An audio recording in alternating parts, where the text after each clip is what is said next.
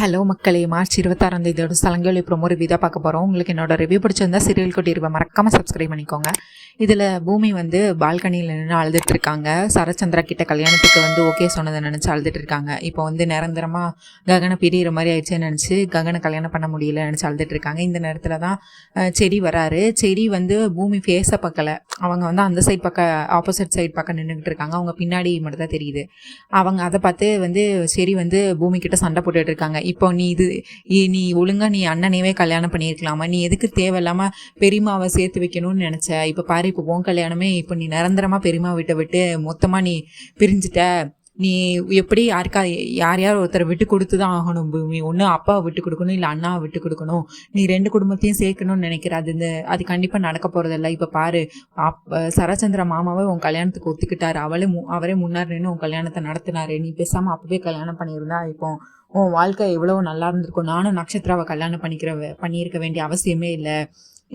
நான் உனக்கு ஒரு விஷயம் தெரியுமா பூமி? நான் இதை என் அண்ணா கிட்ட சொன்னேன், பூமிக்கு கல்யாணம் ஃபிக்ஸ் ஆயிடுச்சு அப்படின்னு சொல்லிட்டு.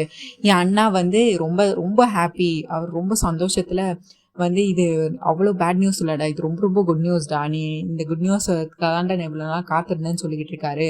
இப்போ உனக்கு சந்தோஷமா பூமி? அவர் தரித்திரம் தன்னை விட்டு ஒழிஞ்சதுன்னு நினச்சி சந்தோஷப்படுறாரு. அதை நினச்சி நீ என்ன கிஃப்ட் வேணும்னு கேட்குறேன், நான் அதை உனக்கு வாங்கி தரேன்டான்னு சொல்லிட்டு அதை செலிப்ரேட் பண்ணணும்னு சொல்லிக்கிட்டு இருக்காரு பூமி. இதுதான் நீ ஆசைப்பட்டியா? இதுதான் நீ அண்ணனை காதலிச்சியா அப்படின்னு சொல்லிட்டு சரி ரொம்ப நேரமாக கிளாஸ் எடுத்துக்கிட்டே இருக்காரு பூமியும் அந்த சைட் பக்கம் அழுதுகிட்டே இருக்காங்க. இப்போ சொல்லு பூமி, நீ உண்மையாக நீ உன் அப்பா தான் உனக்கு முக்கியமா அப்படிங்கிற மாதிரி இப்போ தான் பூமி அழுதுட்டு இருக்காங்க. இப்போ தான் திரும்புகிறாங்க.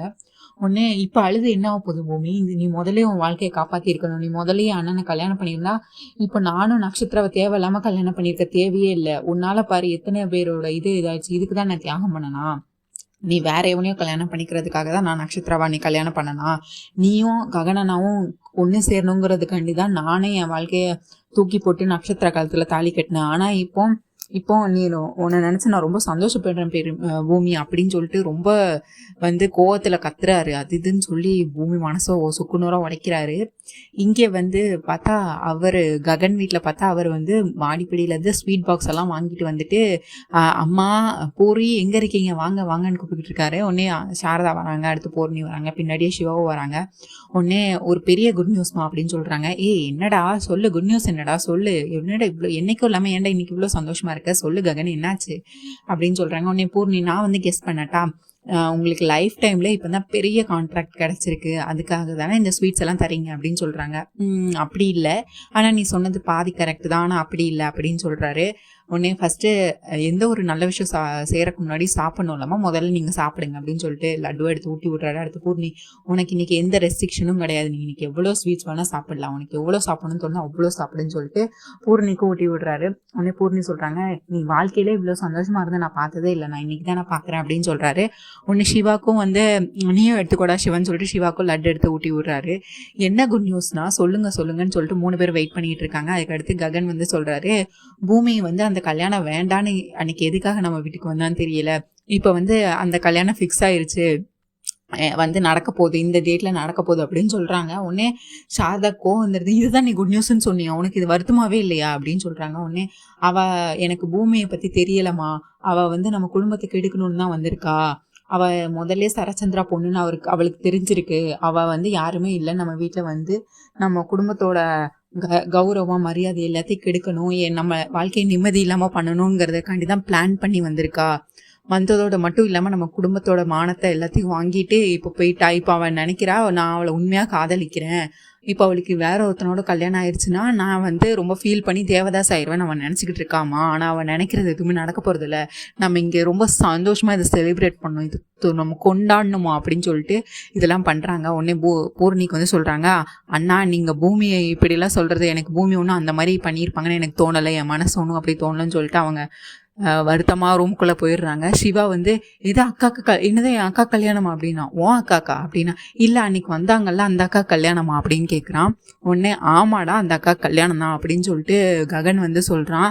இதை சொல்லிட்டு சரிம்மா இந்தாங்கம்மான்னு சொல்லிட்டு ஸ்வீட் பாக்ஸை ஃபுல்லாக சாரதாட்ட கொடுத்துட்டு மாடி படிக்கு நான் ரொம்ப ஹாப்பியாக இருக்கேன், நான் ரொம்ப சந்தோஷமாக இருக்கேன் அப்படின்னு சொல்லிட்டு இன்னைக்கு தான் எனக்கு ஃப்ரீடமே கிடச்சிருக்கு அப்படின்னு சொல்லிட்டு சந்தோஷத்தில் மாடிப்படி ஏறி போய்கிட்டு இருக்கான். போயிட்டுருக்கும்போது பின்னாடியே சாரதாவும் போய் ககனோட நிலைமையை உண்மையிலே என்ன பண்ணுறான் அப்படின்னு பார்க்குறதுக்கு போகிறாங்க. அங்கே பார்த்தா ககன் அவன் ரூமில் போயிட்டு ஆணு கத்துறான். கத்திட்டு பெட்ஷீட்லாம் போட்டு தூக்கி எறிகிறான். இது சேரெல்லாம் தூக்கி உடைக்கிறான். அவனுக்கு வந்து சொல்ல முடியாத வருத்தம், அவ்வளோ வருத்தம் இருக்குது. இப்போ வந்து பூமி கல்யாணம் ஆக போது, இனிமேல் பூமி வந்து அவன் கல்யாணம் பண்ணிக்க முடியாது அப்படின்னு நினச்சி என் வாழ்க்கையில் இப்படிலாம் நடக்குதுன்னு சொல்லிட்டு அவன் அழுதுட்டுருக்கான். உடனே சாரதாவும் பின்னாடி வந்து அழுதுகிட்டே வந்து என்ன பண்ணுறான்னு பார்க்குறாங்க. பார்த்தோன்னே அவங்களுக்கு ஷாக்கு. அப்போ உண்மையிலே அவனுக்கு மனசில் வருத்தம் இருக்குது, நமக்காக நடிக்கிறான்னு சொல்லிட்டு அவங்க புரிஞ்சுக்கிட்டு அவங்களும் அதுக்கடுத்து அந்த ரூமை விட்டு போயிடுறாங்க.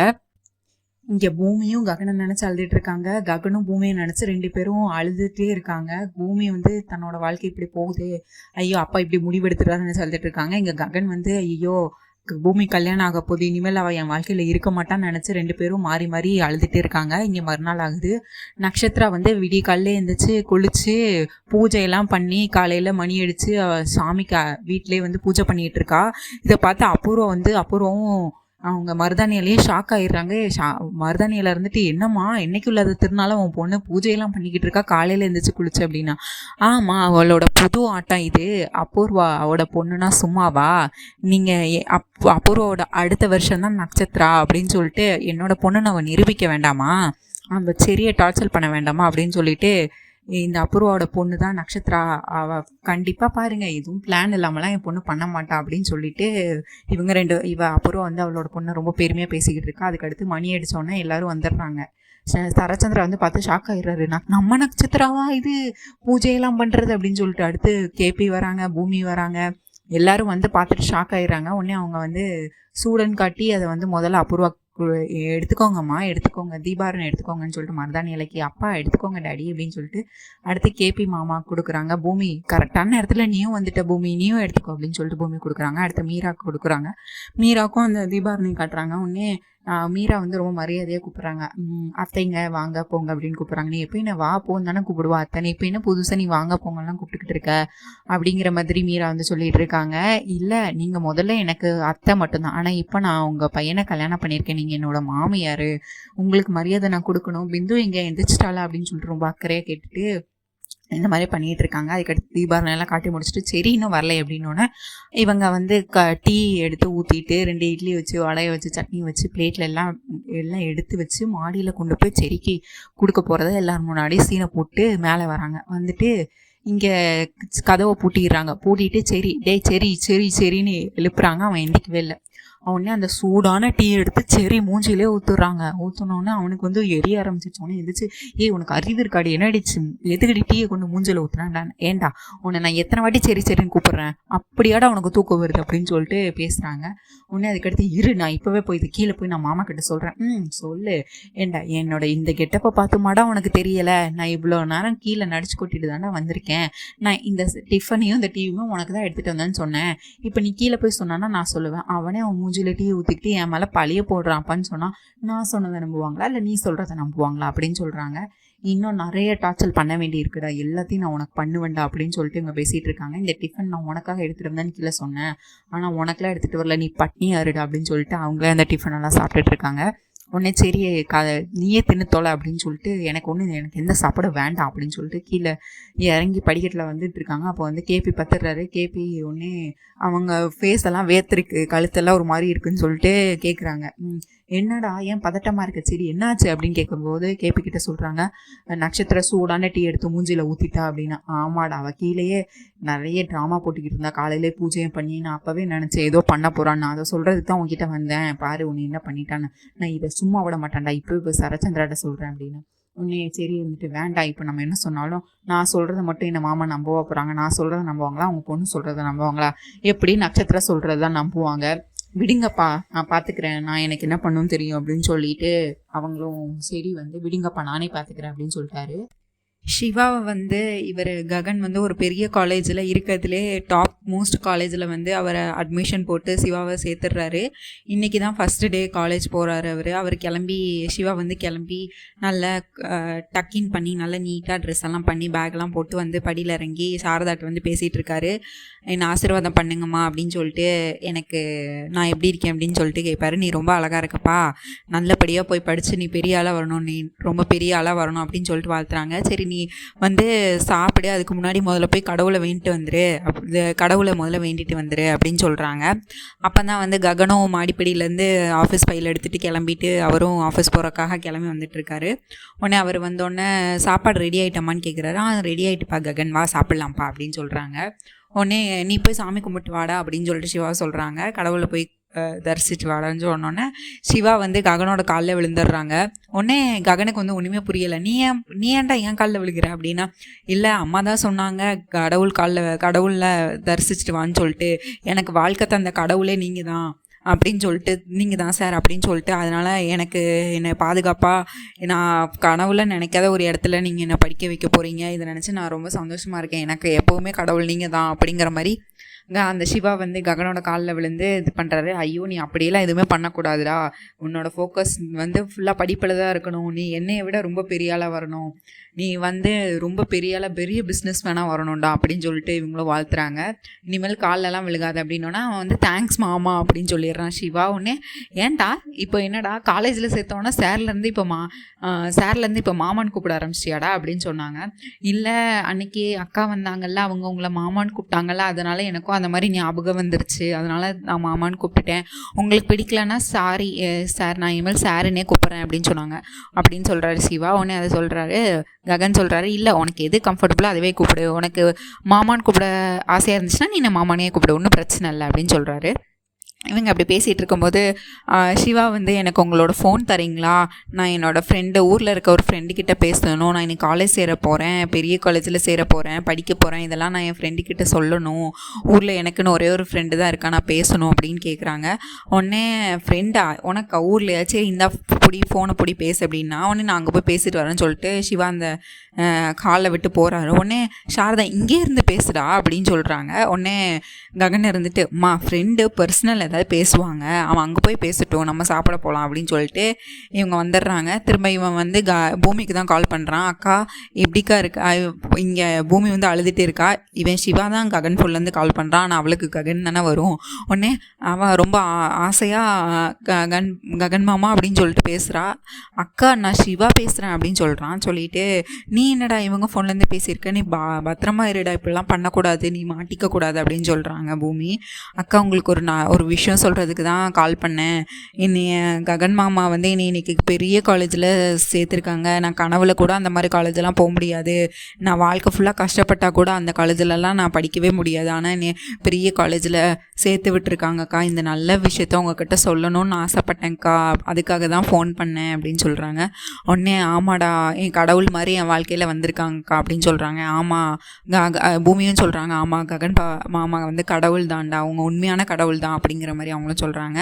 அக்கா இன்னொரு விஷயமும் சொல்லணும், நேற்று உங்களுக்கு கல்யாணம் ஃபிக்ஸ் ஆயிடுச்சுன்னு சொல்லிட்டு அவங்க எல்லாத்துக்கும் ஸ்வீட்ஸ் எல்லாம் கொடுத்து செலிப்ரேட் பண்ணாங்கக்கா, ஆனால் உண்மையாக வந்து ககன் மாமா வந்து ரொம்ப அழுதுட்டு இருந்தாங்கக்கா, நான் ரூமில் போய் பார்த்தேன், அவங்க ரொம்ப வருத்தமாக இருக்காங்க, அவங்க மனசே உடஞ்சி போயிட்டுக்கா, அவங்க எல்லோரும் முன்னாடியே வந்து தான் கவலையாக இருக்கிறத காட்டக்கூடாதுங்கிறதுக்காண்டி அப்படி நடிச்சுட்டு ரூமில் போய் ரொம்ப அழுதாங்கக்கா. நான் அதுக்கடுத்து ரூமில் போய் அவங்கள கிட்ட பேசலான்னு போனேன், அப்போ பார்த்தேங்க்கா, எனக்கு ரொம்ப வருத்தமாக இருக்குக்கா, நீங்களும் மாமாவும் தான்க்கா சேரணும் அப்படின்னு சொல்லிட்டு சிவாவும் இந்த மாதிரி பேசிகிட்டு இருக்கான். உடனே இது கண்டிப்பாக நடக்கும்டா அப்படின்னு சொல்லிட்டு, சரி நீ பத்திரமா இரு, நீ பத்திரமா இரு, நல்லபடியாக படி அப்படின்னு சொல்லிட்டு பூமி சொல்லிகிட்டு இருக்காங்க. அதுக்கடுத்து இவர் காலேஜில் ட்ராப் பண்ணி வா, நான் இன்றைக்கி ஃபஸ்ட் டே நானே உன்னை ட்ராப் பண்ணுறேன்னு சொல்லிட்டு சிவாவும் ககனும் ஒன்றா சாப்பிட்றாங்க. அதுக்கடுத்து இவங்க நீ வண்டியில் போய் உட்காரு, நான் ஒரு பர்சனல் பேசணும்னு சொல்லிட்டு சாரதா சொல்கிறாங்க ககன்கிட்ட, நீ காரில் போய் உட்காரு, நான் ககன் வருவான் அப்படின்னு சொல்கிறாங்க. உடனே ககன் கேட்குறான், நமக்குள்ளே என்னம்மா பர்சனலு, இங்கே சிவாதானம்மா அப்படின்றாங்க அப்படின்னு சொல்லிட்டு, என்ன விஷயமா பேச போகிறீங்கன்னு ஒன்றா பூமியை பற்றியா அப்படின்னு கேட்குறாங்க. உடனே பூமியை பற்றின்னு சொல்கிறாங்க. பூமியை பற்றியாம்மா, அவளை பற்றி பேசுகிறதுக்கு ஒன்றுமே இல்லைம்மா அப்படின்னு சொல்லிட்டு ககன் வந்து ரொம்ப கோவப்பட்டோன்னா, இது பூமியை பற்றி இல்லைடா, இது வந்து சோபா சந்திராவை பற்றிடா, சோபா சந்திரா அவங்க அம்மா பூமியோட அம்மாவை பற்றி பேச போகிறேன், அவங்க அப்பாவுக்கு ரொம்ப வருஷமாக வேலையே இல்லை அப்படின்னு. நான் அப்பான்னு அவனுக்கு கோவம் வந்துடுது ககனுக்கு. யார் அப்பான்னு சொல்கிறீங்க, இப்போ தாண்டா அவர் இப்படி இருந்தார், முதல்ல நீனு தங்கச்சி நம்மெல்லாம் ஒரே குடும்பமாக இருக்கும்போது உங்கள் அப்பாவுக்கு வேலையே இல்லை, சாப்பாட்டுக்கே ரொம்ப கஷ்டமாக இருந்துச்சு, அப்போ தான் வந்து ஒரு அக்கௌண்டன்ட் போஸ்ட்டு சரச்சந்திரா வந்து போஸ்ட்டில் பேப்பரில் கொடுத்துருந்தாரு, அவரும் அந்த இன்டர்வியூ போய் அட்டன் பண்ணார், அவருக்கும் அந்த வேலை கிடச்சிது. ஆனால் அதில் முதல் கண்டிஷன் என்னென்னா கல்யாணம் ஆகிருக்கக்கூடாது, கல்யாணம் ஆகாதவங்களுக்கு தான் அக்கௌண்டண்ட்டாக எடுக்கணும் அப்படின்னு போட்டிருந்தாங்க.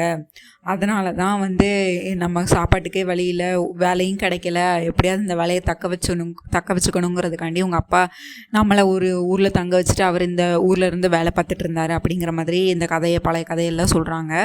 உடனே அப்போ வந்து சோபா சந்திரா வந்து அவங்களோட கூட பிறந்த தங்கச்சியாக தான் பழகுனாங்க. அவங்க தங்கச்சின்னு பேசுவாங்க, அவங்களும் அண்ணான்னு பேசுவாங்க, நிறைய உதவிலாம் பண்ணியிருக்காங்க.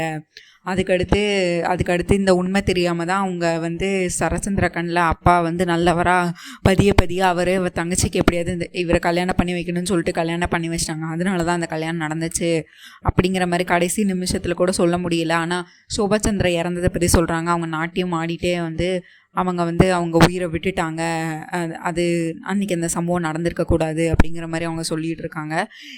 எனக்கு ஆல்ரெடி சோபா சந்திரா அவங்க மேலே எனக்கு மரியாதை இருக்குமா, இப்போ எதுக்குமா இந்த கதையை நான் ஆஃபீஸ் போகிற நேரத்தில் எதுக்குமா இந்த கதையை என்கிட்ட சொல்லிட்டு இருக்கீங்கன்னு கங்கன்னு கேட்குறான். இதை கேட்டு காரணம் இருக்குடா, நீ டான்ஸ் அகாடமிக்கோ நீங்கள் சுற்றி வளைச்சி பேசாதீங்கம்மா, டேரெக்டாக சொல்லுங்கள் அப்படின்னோன்னா, பூமியோட டான்ஸ் காம்படிஷனில் ரெஜிஸ்டர் உங்கள் 2 பேர் பேர்லேயும் தான் பண்ணியிருக்கு, அதனால் நீ ஒத்துக்கோடா அப்படின்னாங்க. அம்மா எனக்கு சோபா சந்திரா அவங்க மேலே எவ்வளோ மரியாதை இருக்கோ அதே அளவு கோவம் பூமி மேலேயும் இருக்குது, இது கனவுல கூட நடக்காது, இது நடக்கவே நடக்காது அப்படின்னு சொல்லிட்டு இவர் ககன் வந்து வீட்டு கிளம்பிடுறாரு. காரில் வந்துக்கிட்டு இருக்காரு. வந்தால் இந்த பூமிக்கு பார்த்துருக்க மாப்பிள்ளை பேர் உதய், அவர் வந்து கார் பிரேக் டவுன் ஆகி ஒரு இடத்துல நிற்கிது. உடனே லிஃப்ட்டு எல்லோரும் நிறைய பேர்த்து கேட்டுட்ருக்காங்க, யாருமே லிஃப்ட் கொடுக்கல. உடனே ககன் அந்த இடத்துல வராரு. அவர் வந்து லிஃப்ட் கொடுக்குறாரு. நான் போகிற வழியில் அங்கே இறங்கிக்கிறேன் அப்படிங்கிற மாதிரி சொல்கிறாரு. ரைட் எடுக்கணுமா லெஃப்ட் எடுக்கணுமா, நீங்கள் யாரை பார்க்கணும் அப்படிங்கிற மாதிரி கேட்குறாங்க. இல்லை நீங்கள் எங்கே போகிறீங்கன்னு சொல்லுங்கள், எனக்கு ஸ்ட்ரைட்டாக போகணும், ஸ்ட்ரைட்டாக போய் நான் சரச்சந்திரா அவங்கள பார்க்க போகணும் அப்படின்னா. உடனே சரச்சந்திராவா அப்படின்னு சொல்லிட்டு ககன் வந்து பார்க்குறாரு. பார்த்துட்டு நீங்கள் அவங்களுக்கு உடனே அவருக்கு அந்த உதயே சொல்கிறாரு, எங்களுக்கு அவங்க ஃபேமிலி ஃப்ரெண்டு, அவங்க பொண்ணை தான் நான் கல்யாணம் பண்ணிக்க போகிறேன்னு அந்த உதய் எல்லாத்தையும் வளர்றாரு. அவங்க பொண்ணு பேர் என்ன அப்படின்னு கேட்குறாங்க. பூமி அவங்களுக்கும் எங்களுக்கும் கல்யாணம் ஆல்மோஸ்ட் ஃபிக்ஸ் ஆயிடுச்சு, முகூர்த்த டேட் கூட குறிச்சாச்சு அப்படின்னு சொல்லிட்டு அந்த உதய் எல்லாத்தையும் சொல்லிட்டு இருக்காரு. நீங்கள் வந்து இப்போ நிறைய இடத்துல கல்யாணம்லாம் நிற்கிது அப்படின்னு சொல்லிட்டு அவன் பூமியை பற்றி ஒன்றா வளர்றான். உடனே அவனும் அந்த உதயம் உங்களுக்கு எப்படி இது தெரியும்னு கேட்குறான். இல்லை நான் பொதுவாக சொன்னேன், இப்போ நிறைய இடத்துல அந்த மாதிரி நடக்குது இல்லை, கல்யாணம் நிற்கிது, கல்யாண மேடை வரைக்கும் வந்து நிற்கிது, அதனால் கேட்டேன். நீங்கள் எதுக்கும் அந்த பொண்ணுக்கிட்ட ஒரு வாட்டி கேட்டுக்கோங்க, உங்களுக்கு அவங்கள பிடிச்சிருக்கா என்னன்னு, இல்லை கடைசி நேரத்தில் நீ கல்யாணத்தை நிப்பாட்டிடக்கூடாதுல்ல, அதுக்காக சொல்கிறேன் அப்படின்றாரு. உடனே அவரும் சரச்சந்திரா கால் பண்ணுறாரு, பூமிக்கிட்ட பேசணும் அப்படின்னு சொல்கிறாரு. உடனே பூமியும் ஃபோனை வாங்கிட்டு உங்களுக்கு என்ன பிடிச்சிருக்கா, நீங்கள் என்னை கல்யாணம் பண்ணிப்பீங்களா தானே அப்படிங்கிற மாதிரி கேட்குறாங்க. உடனே இப்போ எதுக்கு இதெல்லாம் கேட்குறீங்கன்னு பூமி அங்கேருந்து ஃபோனில் சொல்கிறாங்க. சரி இப்போ நான் இப்போ உங்கள் வீட்டுக்கு தான் வந்துக்கிட்டு இருக்கேன், நம்ம 2 பேர் சேர்ந்து ஷாப்பிங் போகலாம் ஓகேவா அப்படின்னு கேட்குறாங்க. உடனே அவங்களும் சரச்சந்திரா பக்கத்தில் இருக்கிறாங்க, சாப்பிட்டுக்கிட்டு இருக்காங்க. இவங்க ஒரு பக்கத்தில் இருந்து சாப்பிட்டு இருக்காங்க, பூமி பக்கத்தில். இப்போ முடியாதுன்னு சொன்னேன். இவங்களும் என்ன சொல்லணும்னு யோசிச்சுக்கிட்டு இருக்காங்க. அதான் ஷாப்பிங் தானேம்மா, போயிட்டு வரேன்னு சொல்லுமான்னு சரச்சந்திராங்கன்னு சொல்லிட்டு இருக்காரு. வரேன்னு சொல்லிடுறாங்க. ககனுக்கு வந்து இது பெரிய ஷாக்காக இருக்குது. அவன் கூட இவ எப்படி ஷாப்பிங்லாம் போகிறா, நம்மளை காதலிச்சிட்டு அப்படின்னு சொல்லிட்டு ககன் வந்து இன்னொரு கோபமாகிடுறாரு. நீங்கள் என்ன நினைக்கிறீங்க, பூமி வந்து உதய்கிட்ட உண்மையெல்லாம் சொல்லுவாங்கன்னு நினைக்கிறீங்களா, இல்லை இதுவும் கல்யாண மேடை வரை வந்து நிற்கும்னு நினைக்கிறீங்களா, இல்லை ககன் வந்து இந்த கல்யாணத்தை நிறுத்துவார்னு நினைக்கிறீங்களா, என்ன நடக்கும்னு நீங்கள் என்ன நினைக்கிறீங்க, உங்கள் தாட்ஸ் என்னன்னு கமெண்ட்ஸில் கண்டிப்பாக சொல்லுங்கள். அண்டு உங்களுக்கு என்னோட ரிவ்யூ பிடிச்சிருந்தா சீரியல் குட்டி ரிவ்யூ மறக்காமல் சப்ஸ்கிரைப் பண்ணிக்கோங்க. அண்ட் நான் அப்கமிங் எபிசோட்ஸ்க்கு நன்றி மக்களே. நாளை சந்திப்போம். Bye bye, thank you.